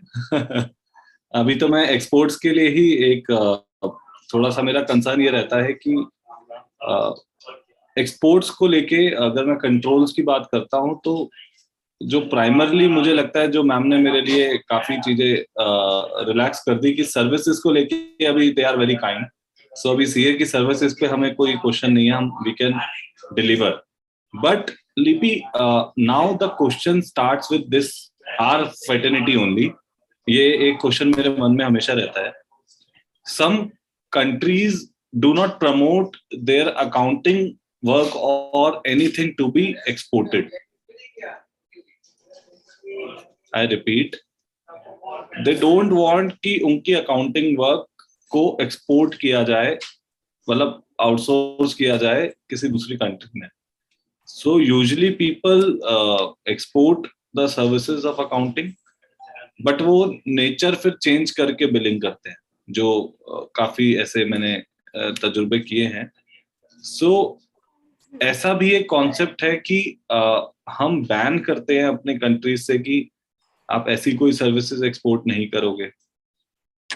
सो जैसे हमने अभी goods के बारे में तो सारी बात करी थी, और तो क्या ये भी अकाउंटिंग कॉन्सेप्ट भी कोई इंटरनेशनल थ्रेट होता है, ऐसा कुछ होता है, कभी आपकी नजर में आया हो?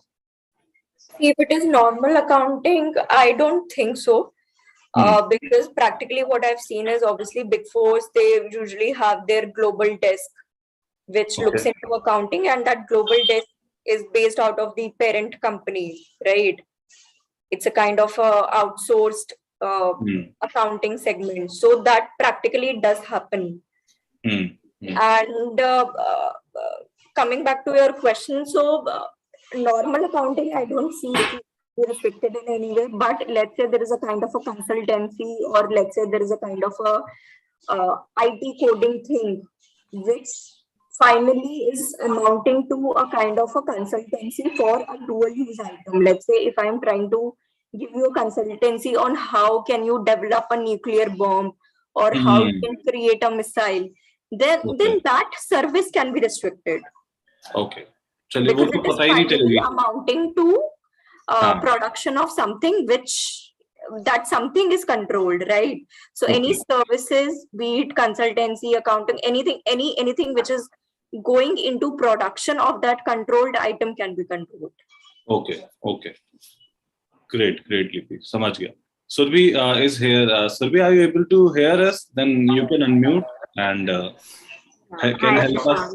Yeah. Hi, Shashank. Hi, Mehraj ji. Hi. So in answer to your question, I think Lipi mentioned, usually in the SIS, there is no specific provision for maybe related party benefits as such. Maybe we can take this up later, and you could let us know what exactly is the scheme under which the export benefit was being given, and maybe we can discuss that separately basis that scheme. Okay, the scheme is basically exactly मैं नाम उसका एक बार देखना होगा, but वो कुछ court जो India में फॉरेन करेंसी में अर्निंग्स के ऊपर है, उसके ऊपर वो 10% गवर्नमेंट उसको उनको वापस देती है as export benefit. Okay, so normally SEIS एक स्कीम है जिसमें सर्विसेज पे मिलता है, तो उसमें एज सच रिलेटेड पार्टीज के लिए specifically is something is not there. So if you could just check कि कोई specific scheme अगर आपको पता होगी, so उस पे we can discuss separately कि क्या है exactly. I believe इसका रेफरेंस मेहराज जी हमें GST और DGFT में तो नहीं, ये बेसिकली इनकम टैक्स में थोड़ा सा इशू आता है, क्योंकि मेरे गुड्स या सर्विसेज मेरी रिलेटेड पार्टी को एक्सपोर्ट तो हो ही सकते हैं, बट उस पर टैक्सेशन क्या होगा, रिलेटेड पार्टी में इम्पैक्ट क्या आएगा, ट्रांसफर प्राइसिंग क्या होगी, ये कहीं ना कहीं सुरभि और लिपि मैं आपको भी कहूंगा थोड़ा सा इसके ऊपर ना आप चाहे बाद में शशांक इशू बिल्कुल डिफरेंट था. इसमें एग्जैक्टली कंसल्टेंसी नहीं थी। पेरेंट कंपनी इंडिया की में अपनी सब्सिडरी कंपनी को एक्सपेंडिचर मेट आउट करने के लिए पेमेंट करना था as a part of consultancy. हाँ जी, हाँ जी। तो एक तो रिलेटेड पार्टी हो गया, दूसरा not exactly nature of consultancy नहीं थी सर्विसेज। ये तो रिइंबर्समेंट ऑफ एक्सपेंडिचर्स हो गए ना। तो उसमें थोड़ा सा आई थॉट, मैंने उनको मना किया, मैंने कहा आई हैव टू चेक कि आप एलिजिबल भी हैं, उस पे नहीं है।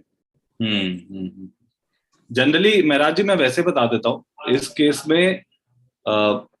जनरली क्या होता है कि for example Indian company has created a budget of 20 lakh rupees for example, and जो उनकी एचओ है, जो डायरेक्टली रिलेटेड कंपनी है, उसके साथ हमें आर्म लेंथ प्राइस पे ट्रेड करना होता है। सो दो तरीके के आर्म लेंथ प्राइस होते हैं। एक तो लोग कहते हैं कि 15-20% होता है, एक होता है कि हर इंडस्ट्री का एक आर्म लेंथ प्राइस डिसाइडेड होता है, और उसमें हर एक काफी कंपनी सपोर्ट भी करती है बताने के लिए टीपी रिपोर्ट के थ्रू कि आपका आर्म लेंथ प्राइस क्या रहेगा। तो वो arm length price for example, जब भी महराज हसन जी 20 लाख की सेल के बिल यहां से काटेंगे तो 20 लाख प्लस 15 या 20% अपना मार्जिन ऐड करेंगे, तो 20 लाख नहीं होगा, वो 24 लाख रुपए आप इंडिया में लाओगे, और 4 लाख रुपए पे आपको मैंडेटरली सरकार को टैक्स देना होगा। सो चाहे रिलेटेड हो, रिलेटेड के केस में ये एक कॉन्सेप्ट रहता है। बाकी इसको कहते हैं ना, कंफर्म करने के लिए मैं सुरभि और लिपि को कहूंगा कि आप इस कॉन्सेप्ट को कंफर्म जरूर करना कि whether I am saying correct और नॉट, because usually this happens. So sure. हाँ, कई सारे ट्रांजेक्शन मैंने आप सही कह रहे हैं शशांक, इसमें कई सारी related party, like project office के केस में मैंने देखा है, प्रोजेक्ट ऑफिस के केस में जो रेमिटेंस आती है वो हेड ऑफिस ही डायरेक्टली पेमेंट करता है फॉर दैट। हाँ जी, हाँ जी। तो उस सिचुएशन में मैंने कई केसेस में ऐसा देखा है कि जो प्रोजेक्ट ऑफिस बिलिंग करता है टू हेड ऑफिस, वो कॉस्ट प्लस मार्कअप रहता है। मार्कअप इंडस्ट्री वाला जो आप जिक्र कर रहे थे अभी, 9% से लेकर के 15%, 16% वो रहता है। हाँ जी। So I believe already is 5:30, and Lipi, if your session is completed, so मैं महराज जी से भी थोड़ा request करूंगा, because it is a very crucial topic of discussion nowadays, that 148 section 148 notices has been scrapped out. So is Surbhi is adding also another any of his experience also, any of her experience, Lipi? Surbhi is adding anything more like in this session? We would love to listen to Surbhi as well. Surbhi, is there anything you want to share with the larger audience? Hi everyone. No, I think with regard to export controls, Lipi already covered most of this, most of the session, most of the topics.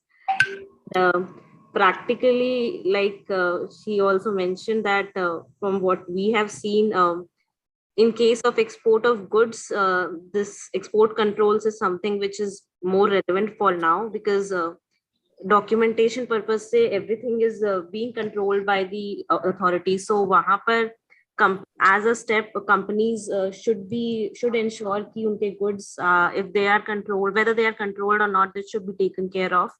And in case as CAs also, we can also help them as a service. We can provide them, help them to determine if their products are controlled or not. And services, maybe right now, maybe the authorities are not that strict in case of services and technology, but slowly it is growing. It is becoming a growing concern ki wahan par bhi, even though authorities are not keeping a check, but companies as a precautionary measure should try to ensure that effective controls, if their products or services are controlled, they should ensure that they have the proper licenses beforehand, just to avoid any case of non-compliance and then penal consequences.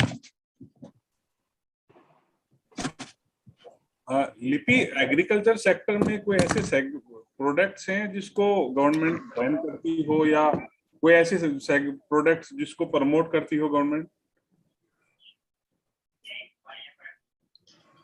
I think not under SCOMET policy, but yes, I think export policy mein there could be restrictions on it. Not very sure. Surbhi, do you want to add up anything? No, not necessarily. That would depend on actually on the product कि क्या products हैं और क्या situation है. Like mentioned by Shashank also during the session कि at that time maybe एक particular time पे अगर कोई product ऐसा है जिसमें government would like कि exports अभी control कर लें and so that domestic production, domestic sales do not get hampered, then they may impose a restriction. But as such किसी पर्टिकुलर प्रोडक्ट पे अभी करंटली है या नहीं, that will depend on the product and वो फिर चेक करके will be able to tell you कि if there is a restriction on that product और not.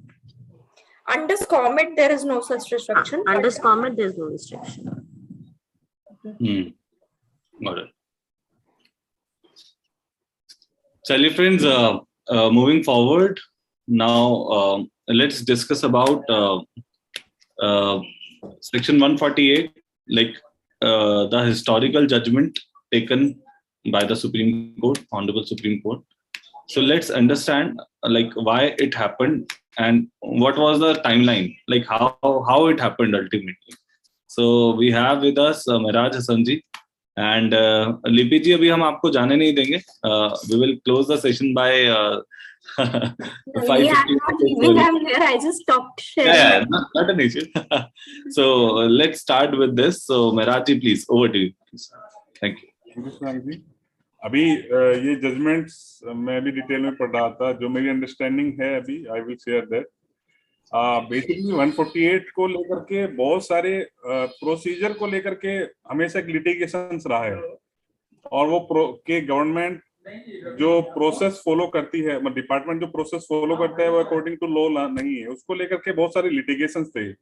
Like to issue 148 reassessment करने से पहले डिपार्टमेंट को इंक्वायरी करनी पड़ती, बट वो कभी होती नहीं थी.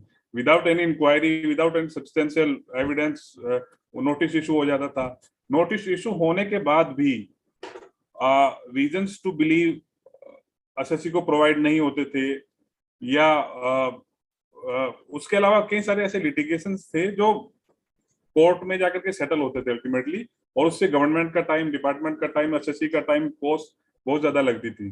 तो उस सबको पर्सपेक्टिव को देखते हुए government I mean in the finance act 2021 148 की पूरी स्कीम को चेंज कर दिया गवर्नमेंट ने, और उसमें एक 148A के प्रोविजंस इंसर्ट किए. अब वो जो प्रोविजंस आने थे that was applicable from 1st of April 21. So that means 1st April 21 के बाद जो 148 के नोटिस इशू होने थे वो अंडर नई स्कीम इशू होने थे. बट डिपार्टमेंट ने गलती की और सुप्रीम कोर्ट ने अपने ऑर्डर में इसको एक्सेप्ट भी किया है कि ये डिपार्टमेंट की गलती है, बोनाफाइड मिस्टेक्स है, कंफ्यूजन में हुआ है, बट इसको गलती को एक्सेप्ट किया है कि जो 148 के जो नोटिस इशू हुए हैं, though there is an amendment with effect from 1st April 21, उसके बावजूद भी जो नोटिस इशू हैं वो ओल्ड स्कीम के तहत इशू हुए हैं. ओल्ड स्कीम में बेसिकली क्या था कि जो लिमिटेशंस थी वो 4 years थी, एंड 4 years and 6 year दो लिमिटेशंस थी दोनों में, until unless दूसरा 148 में बिफोर इशूइंग नोटिस कोई अपॉर्चुनिटी ऑफ वगैरह नहीं देनी होती थी. Under the new scheme of section 148A, before issuing the notice under section 148, department have to make a inquiry. It's mandatory किया है 148 में कि 148 इशू करने से पहले मैंडेटरीली इंक्वायरी करना होगा, एसएससी को अपॉर्चुनिटी देना होगा कि ऑन द बेसिस ऑफ जो इंक्वायरी में उनके पास एविडेंस आए हैं उनको रिबटल करने के लिए या उनको करने के लिए अपॉर्चुनिटी ऑफ बीइंग हियर देंगे, और एसएससी की जो सबमिशंस होंगी उसको कंसीडर करेंगे, और after considering the assessee submissions उसके बाद वो 148 में प्रोसीडिंग स्टार्ट होंगी. सो बेसिकली पहले जो 148 के बाद मैटर चलता था और जिसको लेकर के लिटिगेशंस होते थे, गवर्नमेंट ने उसको वहीं पे पोज कर दिया कि सपोज आजकल बहुत सारे टेक्निकल ग्राउंड्स पे केसेस रीओपन हो रहे थे. लाइक किसी ने अगर प्रॉपर्टी बेची, उस प्रॉपर्टी में 2 जॉइंट ओनर्स हैं, दोनों का पैन नंबर है, बट बेनिफिशियल ओनर एक है, सबने पेमेंट एक ही पर्सन ने किया हुआ है, तो टैक्सेबल भी एक ही पर्सन के एंड में होती है. बट हो क्या रहा था, वो जो प्रॉपर्टी की सेल की ट्रांजैक्शन थी वो दोनों एसएससीज में, दोनों पर्सन्स में रिपोर्ट हो रही थी. तो एक पर्सन ने रिपोर्ट कर दी, दूसरे ने अपने आईटीआर में रिपोर्ट नहीं की, तो दूसरे पर्सन के केस में 148 आ रहा था। 148 के बाद देन असेसमेंट प्रोसीडिंग स्टार्ट होती थी। कई बार असेसमेंट में एक्सेप्ट हो जाता था, कई बार एक्सेप्ट नहीं होता था। तो अब ये सारी जो लिटिगेशन थे, जो टेक्निकल प्रॉब्लम्स थी, वो पहले ही सॉर्ट आउट हो जाएगा 148A में। अब डिपार्टमेंट पहले इंक्वायरी करेगा, इंक्वायरी के बाद असेसी को अपॉर्चुनिटी ऑफ बीइंग हियर्ड देगा। असेसी यहीं पे अपने जो एविडेंस होंगे उसको प्रेजेंट कर देगा डिपार्टमेंट के पास। और अगर डिपार्टमेंट को लगता है कि नहीं, ये रीअसेसमेंट इसमें नहीं होना चाहिए, ऑलरेडी असेस हो चुकी है डिफरेंट पर्सन के एंड में, तो वही प्रोसीडिंग्स वहीं पे ड्रॉप हो जाएंगी। सो इन दैट वे ये स्कीम बहुत अच्छी थी। बट क्योंकि कोविड के टाइम पे कई सारी डेडलाइन बढ़ी हैं नोटिस इशू वगैरह करने की, तो डिपार्टमेंट ने गलती से 148A के जो नोटिस है 148 में इशू कर दिए।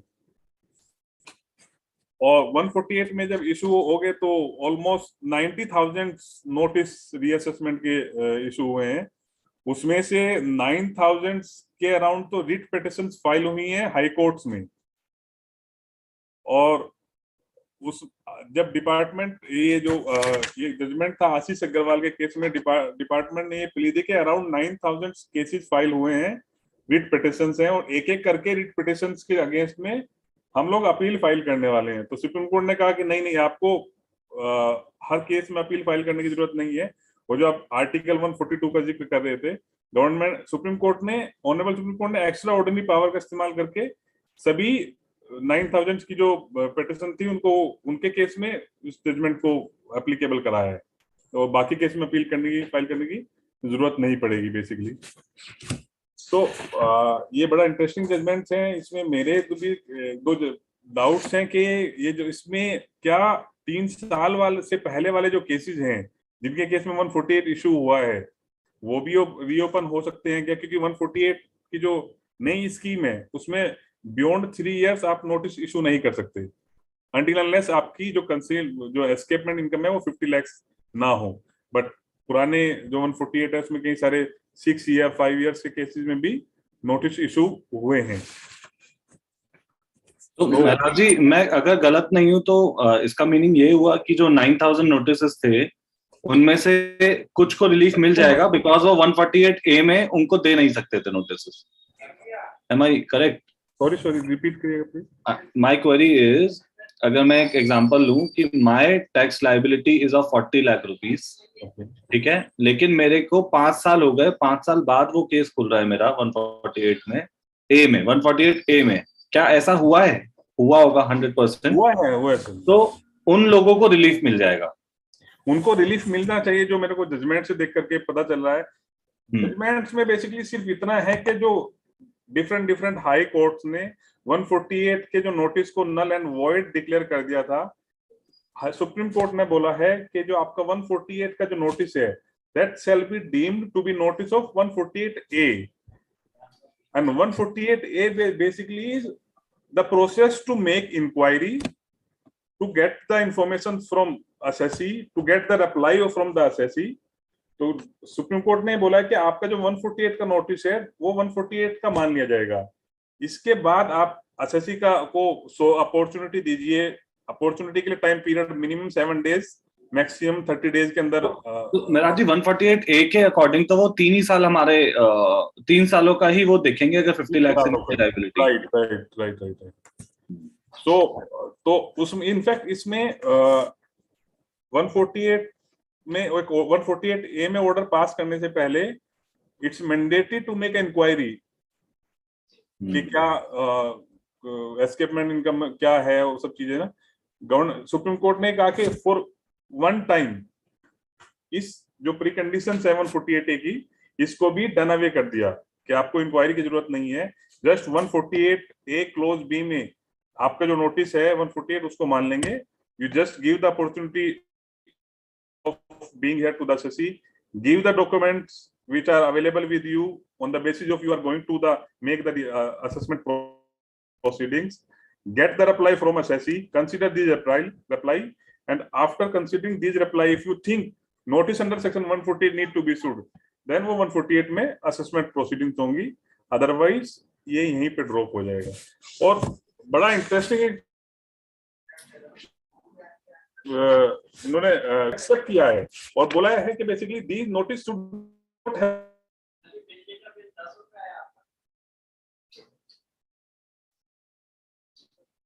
महाराज जी आपकी वॉइस बीच में चली गई है।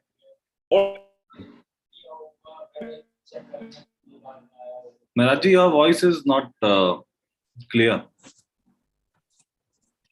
या now I think it's visible. या आपकी वॉइस चली गई थी महाराज जी बीच में ना।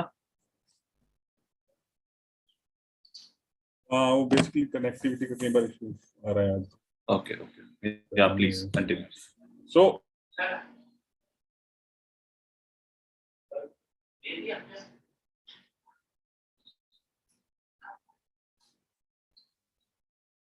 महाराज जी आवाज नहीं आ रही आपकी। Am I audible? You are audible, but only for a fraction of second.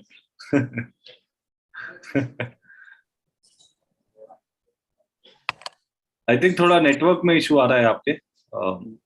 Yes, I think.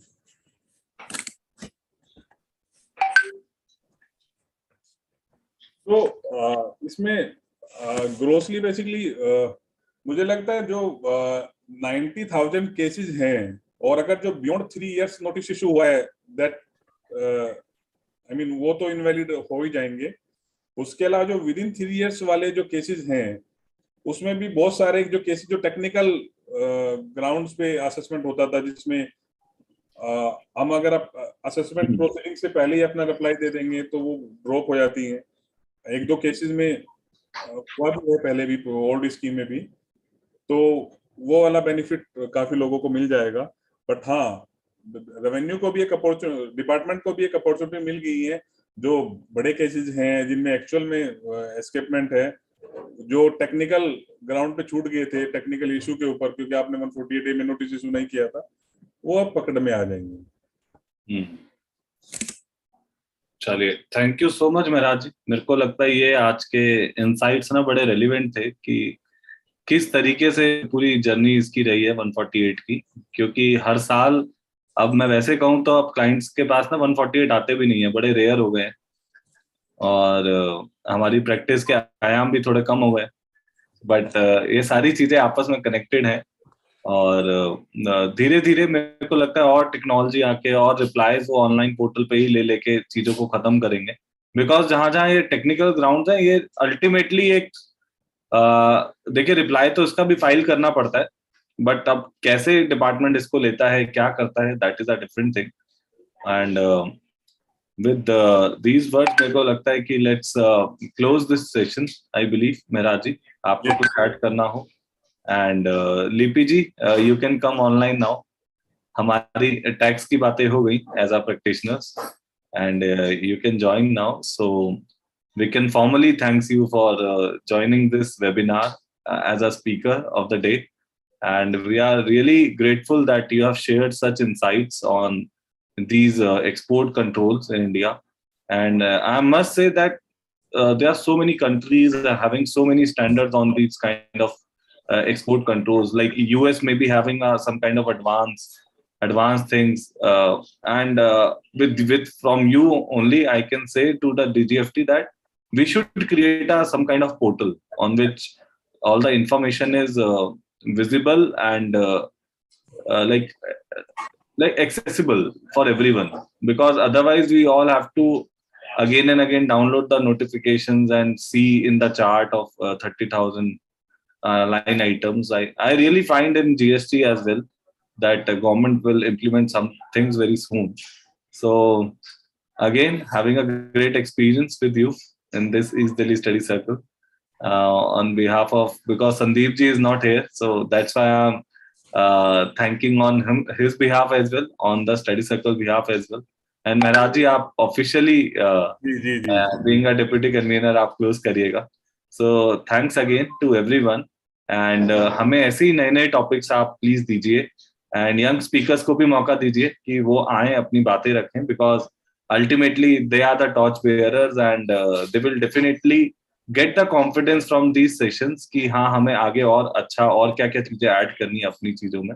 सो बाकी आप सब जो सुन रहे हैं आज सेशन को, आप भी जरूर एज अ स्पीकर आइए, चाहे आप जीएसटी पे बोलिए. हम हमेशा लिपि हम स्टडी सर्कल का एक हमेशा थीम रहा है, चाहे आप 15 मिनट बोलना चाहते हैं, just come with the short topics as well. हमें नहीं चाहिए होता आप 1 घंटे के लिए भी आए.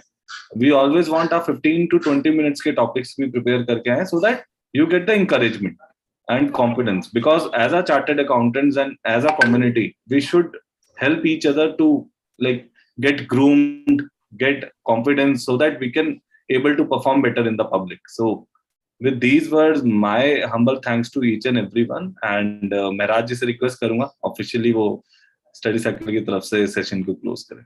Thank you sir, please Mehraj. Thank you so much लिपि जी. बहुत इंटरेस्टिंग टॉपिक था. हम लोग जनरली एक्सपोर्ट प्रमोशंस को तो बहुत सुनते हैं अलग अलग प्लेटफॉर्म के ऊपर, इसके ऊपर एज ए प्रोफेशनल भी शायद हम लोग अवेयर नहीं है कि एक्सपोर्ट के कंट्रोल्स क्या हैं. और आपने एक्चुअली बताया कि गवर्नमेंट बेसिकली अभी इंफॉर्मेशंस को लोगों को अपडेट करने के लिए, लोगों को अवेयर कराने के लिए कि ये लीगल प्रोविजंस हैं.